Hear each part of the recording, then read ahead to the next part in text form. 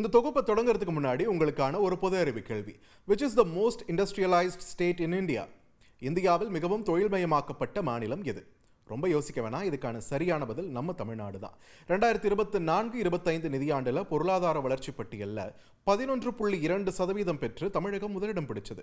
அதே பட்டியலில் 2வது இடம் பிடிச்ச ஆந்திர பிரதேசம் அப்பவே we are number 2 அப்படின்னு ஒரு ப்ரொபகண்டாவை ஆரம்பிச்சு விரைவில் முதலிடத்தை பிடிப்போம்னு பேசி பணிகளையும் முன்னெடுத்தாங்க.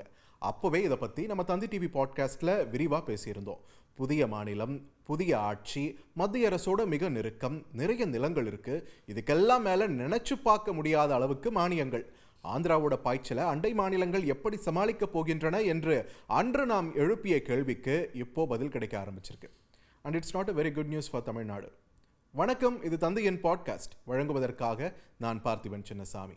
கடந்த சில நாட்களுக்கு முன்னாடி ஆந்திர மாநிலம் விசாகப்பட்டினத்தில் நடந்த CII கூட்டாண்மை உச்சி மாநாட்டில் ஆந்திர அரசு ஈர்த்துள்ள முதலீடுகளின் விவரங்கள் வெளியாச்சு. எவ்வளோ தெரியுமா? ரூபாய் 13.25 லட்சம் கோடி. மொத்தம் 640 MOUக்கள், அதாவது புரிந்துணர்வு ஒப்பந்தங்கள் கையெழுத்தாகியிருக்கு. இதனால 16.3 லட்சம் வேலை வாய்ப்புகள் உருவாக்கப்படும்னு சொல்லியிருக்காங்க. முதலீடுகளை ஈர்க்கிறதும் ஈர்க்க வேண்டியதும் ஒவ்வொரு மாநில அரசோட கடமை தான். இதில் என்ன புதுசாக சொல்கிறீங்கன்னு கேட்டால் 2 கேள்விகள் இங்கே பிரதானமாக முன்வைக்கப்படுது. ஒன்று, ஒரே நேரத்தில் பல துறைகளில் பல முதலீடுகளை, சும்மா இல்லைங்க, சுற்றுலாத்துறை, உற்பத்தி துறை, IT துறைன்னு எல்லா துறையிலுமே பல லட்சக்கணக்கான, பல கோடிக்கணக்கான முதலீடுகளை ஈர்க்கும் அளவுக்கு ஒரு மாநிலத்திற்கு மட்டும் சாதகமான சூழல் எப்படி ஏற்படுது? இன்னொன்று, புதிய முதலீடுகள்னு மட்டும் இல்லாமல் அண்டை மாநிலங்களான தமிழ்நாடு, கர்நாடகா மற்றும் தெலங்கானா கைகளில் சேர்ந்திருக்க வேண்டிய முதலீடுகளையும் ஆந்திரா தன் பக்கம் இழுக்கிறது எத்திக்கலி சரியா? இந்த கேள்விகள் எழுப்பப்படும் போது முதலமைச்சர் சந்திரபாபு நாயுடுவுடைய மகனும் ஆந்திர மாநில மனிதவள மேம்பாட்டுத்துறை அமைச்சருமான நாரா லோகேஷ் அவர்களுடைய பதில் என்ன தெரியுமா? மற்ற மாநிலங்களுக்கு திறன் இல்லைன்னா நாங்கள் என்ன செய்ய முடியும் என்று அவர் சொன்ன பதில் ரசிக்கும்படியா இல்லை. திறன் இல்லாமலா இத்தனை சாதனைகளை உற்பத்தி துறையில் தமிழகம் புரிஞ்சது? திறன் இல்லாமலா மென்பொருள் ஏற்றுமதியில் கர்நாடகா அசைக்க முடியாத இடத்தை அடைஞ்சிருக்கு? So what makes the difference here? Of course, brand Chandrababu Naidu ரொம்பவே பெருசு. ஹைதராபாத் என்ற ஒரு நகரம் மாநகரமாகி இன்னைக்கு இவ்வளோ பெரிய வளர்ச்சியை எட்டியது சந்திரபாபு என்ற நபரால் தான்றதை யார் மறுக்க முடியும்? அதே நேரத்தில் பிற மாநிலங்களால் நினைச்சு பார்க்க முடியாத மானியங்கள் ஆந்திராவில் கிடைப்பதால முதலீடுகள் ரொம்ப சுலபமாக ஆந்திரா பக்கம் போகுது. After all it's pure business இல்லையா? அந்த வகையில் ஆந்திரா முதல்ல கை வச்சது தமிழ்நாட்டு மடியில் தான். தமிழகத்துக்கு முதலீடுகளை ஈர்க்கும் பொறுப்பில் உள்ள கைடன்ஸ் தமிழ்நாடு, அதாவது தமிழ்நாடு தொழில் வழிகாட்டி நிறுவனம், அந்த அமைப்பின் துணைத் தலைவராக இருந்த சரின் பரபராக்கத் என்பவரை ஆந்திர பிரதேச பொருளாதார வளர்ச்சி ஆணையத்தோட நிர்வாகியாக நியமித்து சந்திரபாபு கூப்பிட்டுக்கிட்டாரு. தமிழகத்துக்கு நிறைய முதலீடுகள் வர காரணமாக இருந்தவர்களில் சரினும் ஒருவர்னு சொல்லப்படுது. கரெக்டாக அவரை டாவோஸ் பொருளாதார உச்சி மாநாட்டுக்கு முன்பாக ஆந்திர அரசு பறிச்சுக்கிட்டது ஒரு கால்குலேட்டட் மூவாக தான் பார்க்கணும்னு விமர்சனங்கள் அப்போவே எழுந்துச்சு. அதன் பிறகுதான் ஆந்திராவின் ஆட்டமே ஆரம்பிச்சுது. தெலங்கானா மாநிலத்தைச் சேர்ந்த பிரீமியர் எனர்ஜிஸ் என்ற நிறுவனம் அம்மாநிலத்தின் சீதாராம்பூர் என்ற பகுதியில் 1700 கோடி ரூபாய் மதிப்பிலான சோலார் செல் உற்பத்தி மையம் அமைக்க இருந்தாங்க. அந்த நிறுவனத்தோட ஆந்திர அரசு பேசி அந்த திட்டம் ஆந்திராவின் நாயுடுபேட்டை தொழிற்பூங்காவுக்கு மாற்றப்பட்டு உடனடியாக 269 ஏக்கர் நிலமும் ஒதுக்கப்பட்டுச்சு. அதோடு நிக்கலைங்க, 1700 கோடி ரூபாய் மதிப்பிலான அந்த ப்ராஜெக்ட் ஆந்திராவுக்கு நகர்ந்ததும் 5942 கோடி ரூபாய் ப்ராஜெக்டாக மாற தெலங்கானா திகச்சு போயிட்டாங்க.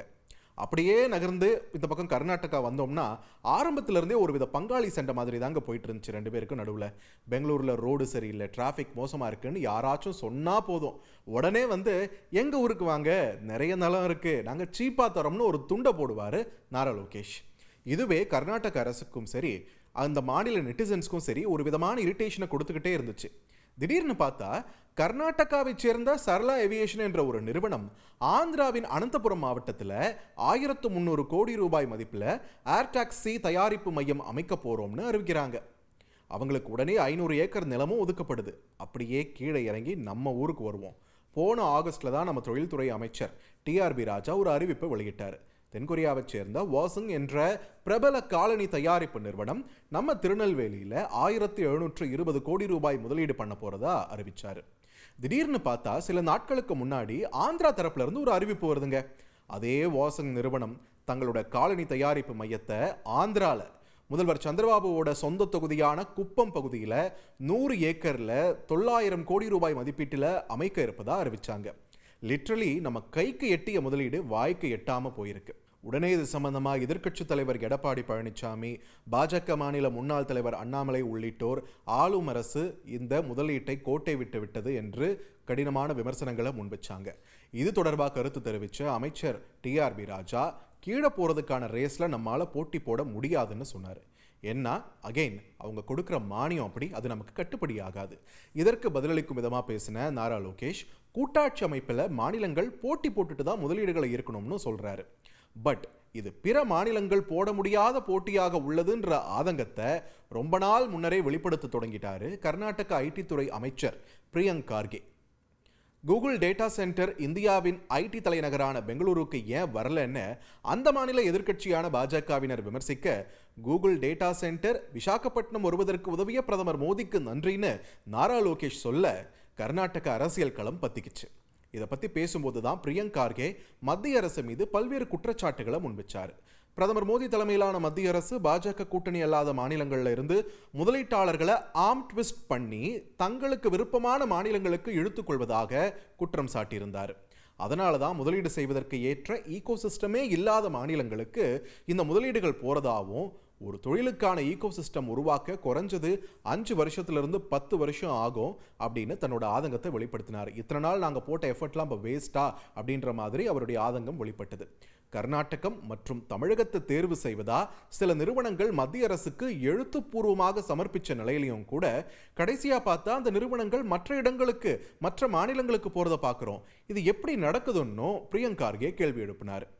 இது போன்ற குற்றச்சாட்டுகள் முன்னாடி குஜராத் மேல வச்சாங்க, இப்போ ஆந்திரா மேல வைக்கப்படுது.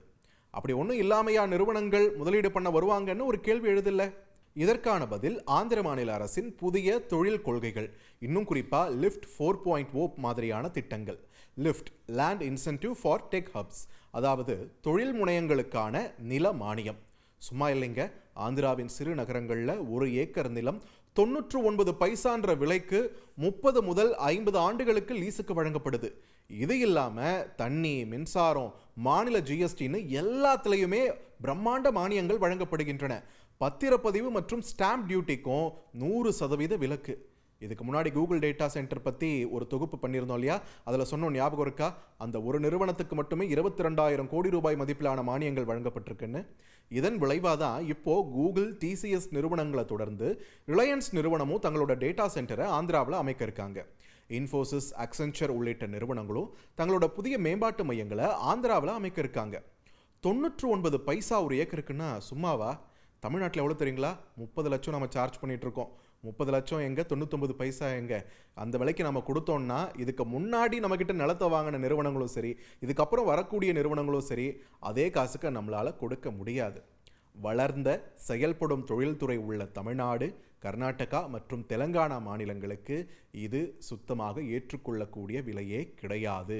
இது பொருளாதார சீரழிவுக்கு வழிவகுக்கும்னு பிரியங்க் கார்கே பொறுமிட்டு இருக்காரு. பட் இத்தனை விமர்சனங்களையும் தாண்டி துறை வல்லுநர்கள் இது எல்லாம் லாங் ரன்ல கை கொடுக்கும் ஆந்திராக்கு, அதான் சந்திரபாபு தீயா வேலை செஞ்சுட்டு இருக்காருன்னு பாராட்டு பத்திரம் வாசிக்கிறதையும் நம்மளால பார்க்க முடியுது.